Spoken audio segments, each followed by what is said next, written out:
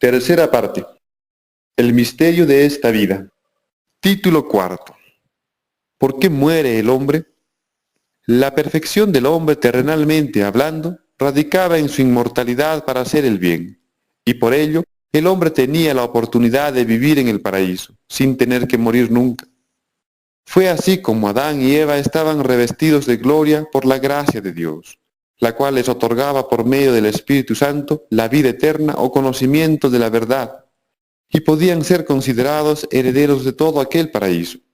Sin embargo, ante la rebeldía del hombre, o sea, su desobediencia para con la voluntad de Dios, el hombre abandona la presencia, el poder y la guía del Espíritu Santo, para terminar haciendo su propia voluntad, llevando a cabo sus propias ideologías terrenales. Pero el hombre, lejos de la verdad, está autoabandonado en lo misterioso de todo, lo cual le confunde y deja perdido en el mundo, y que lo lleva inevitablemente a un estado de muerte espiritual, y con ello también a un estado de muerte terrenal, pues ya no sabe cómo conservar a su propio cuerpo sin la presencia del Espíritu Santo de Dios en sus vidas. Por consiguiente, la muerte terrenal del hombre surge a raíz de la condena de Dios que le privó de su Espíritu Santo al hombre ante su rebeldía. De ese modo, le destituye al hombre de su perfección inicial. Entonces, es desde ese momento que el hombre y su mujer quedan con la imperfección de la mortalidad. Y aunque el Espíritu de Dios que está en ellos aún les otorga aliento por un tiempo determinado por Dios, es para que se arrepientan hallando la verdad. Sin embargo, la realidad de que el hombre esté sin el conocimiento de la verdad y que le otorgaría la vida que necesita y que le daría acceso al paraíso de Dios del cual ha sido privado, se refleja en que tanto Adán como Eva se ven desnudos luego del pecado y tratan de cubrir su falta, amparándose en todo lo terrenal material. O sea, se visten o cubren con las hojas de una higuera. Desde la sentencia de Dios ante la rebeldía del hombre, todo nuevo ser que nace a partir del hombre terrenal, o sea, por medio de sangre y carne, hereda la misma imperfección. Por ello gozan de aliento por solo un tiempo, o sea, lo que creen vida a los hombres terrenales. Pero el lapso de ese tiempo lo brinda el Espíritu que le ha sido otorgado por Dios, hasta que Dios decida sacar al hombre de su engaño.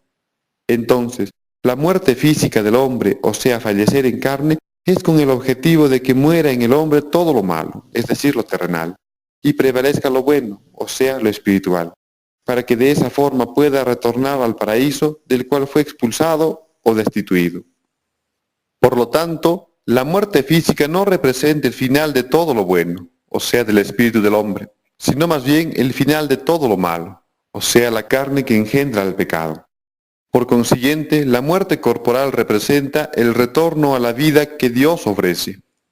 Además, recordemos que una cualidad, capacidad y virtud del Espíritu de Dios es dar aliento al cuerpo, y no que el cuerpo carnal le esté dando aliento al Espíritu. Por eso, lo espiritual siempre será infinitamente mucho mejor que lo terrenal. Y así, la vida en espíritu es perfecta, pero lo imperfecto es vivir según la carne, pues la carne no da el aliento para seguir existiendo. Por esto la muerte corporal no representa el final de la existencia, pues la esencia del hombre es el espíritu. Pero por ingenuidad, desconocimiento e incredulidad de todo esto, los hombres viven en esclavitud de aquel que tiene el imperio de la muerte, o sea, Satanás, porque practica lo malo, contradiciendo a la buena voluntad de Dios y que nos da la vida. Pero todo aquel que practica lo malo es recluido y apartado de lo bueno, para que lo bueno no sea destruido por aquel que hace lo malo, y se conserve para los que realmente hacen el bien. Y así como a todo aquel que es recluido se le despoja de todo medio que pudiera utilizarlo para el mal, así también Dios le retiró al hombre la capacidad de seguir existiendo eternamente en su carne, y de ese modo está recluido en su propio cuerpo carnal, hasta que aprenda a hacer el bien, venciendo a lo malo y hallando así la verdad. Por eso, aunque el cuerpo se deteriore y muera, el espíritu que le da aliento no deja de existir, sino más bien retorna a Dios para reunirse con sus antepasados. Ahora bien, la perfección del hombre, hablando en un sentido espiritual, no radica en que nunca se equivoque, sino más bien en que posee un espíritu que proviene de Dios y que por medio de él puede reflexionar, corregir sus acciones y emplearlos para el bien, del mismo modo en que Dios lo establece. Entonces, mientras llegamos a la verdad, vamos a seguir incurriendo en algunos errores, pero esto no siempre tiene que ser motivo para considerarnos imperfectos, sino más bien para considerarse perfectos, sabiendo corregir nuestros errores cometidos, ya sea en nosotros o en los demás. Por tal razón, si nos equivocamos, debe ser para algo bueno, ayudando a los demás a que no se equivoquen, y no para que volvamos a equivocarnos o hacer equivocar a los demás. Recuerden, siempre es mejor morir para evitar que mueran los demás. A partir de lo terrenal, no hay un patrón definido para hacer el bien, o sea que uno puede hacer el bien de infinitas maneras, creando algo bueno o útil para todos y de un modo eterno. Pero a partir de lo espiritual, sí hay un patrón definido para hacer el bien, y esta es la única ley de vida de Dios denominado como amor. Por eso todos debemos despertar y utilizar nuestra inteligencia, pero para hacer lo bueno y justo, y nunca para inventar más maldades e injusticias. ¿Y acaso no es el hombre que tiene buen juicio quien verdaderamente hace justicia? Entonces obtengan un real juicio de Dios, estudiando su palabra contenida en la Biblia. Porque el hombre que vive según lo hace todo el mundo, no combate la injusticia, sino más bien engendra más injusticia haciéndose cómplice de la injusticia existente. Por eso mismo no se puede combatir la maldad con maldad, cuando se desea ser hijo de Dios. Y ya que recuerden, no se puede combatir la maldad de un ser perverso haciendo su misma maldad, ya que de ese modo uno mismo se convierte en otro perverso. Asimismo, para hacer maldades es mejor no tener tiempo, pero para hacer lo bueno es mejor tener más tiempo. Por eso para Dios el que hace lo malo queda recluido en una cápsula de tiempo, y el que hace lo bueno es liberado del tiempo y va para vida eterna.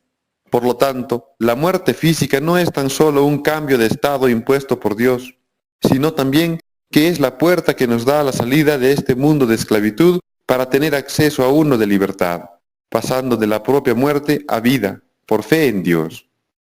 Bajo el contexto anterior, la muerte terrenal representa la libertad y el descanso del hombre en su espíritu, o sea, libertad del pecado debido a un ideal equivocado de vida y descanso de todo lo malo que conlleva lo terrenal, o sea, las guerras, el hambre, las enfermedades y la propia muerte, teniendo acceso así al paraíso en nuestro espíritu santificado. ¿Y quiénes están muertos sino aquellos que están perdidos o desorientados y hacen todo lo malo porque rechazan lo bueno de Dios? Porque la muerte engendra muerte, pero la vida engendra vida, y aquellos que hacen lo bueno valoran la vida, santificando con sus hechos a nuestro Creador, y por el cual existe la vida del hombre, es decir, a nuestro Dios, nuestro Padre y nuestro Señor.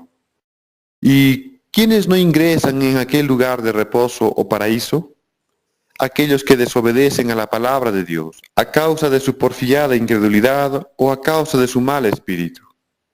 Y Dios le exige fe a los hombres que no han visto a Dios, ya que si estando Dios con el hombre no le ha sido fiel, para demostrarle así su amor, lo justo es que ahora le demuestre su amor en arrepentimiento, siéndole fiel a partir desde cuando Dios ya no se aparece ante el hombre, aunque Dios siempre ha estado con el hombre por su misericordia infinita, porque el verdadero amor nunca deja de ser.